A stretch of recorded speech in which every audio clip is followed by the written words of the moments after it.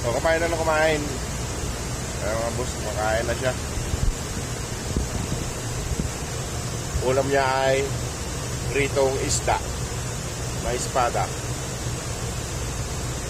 Kumakain na siya ng pang-almusal.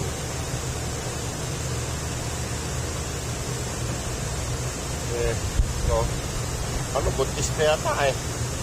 Buntis yata mga os. Buntis yan. Sungit na mukha. Gusto niya yung isda.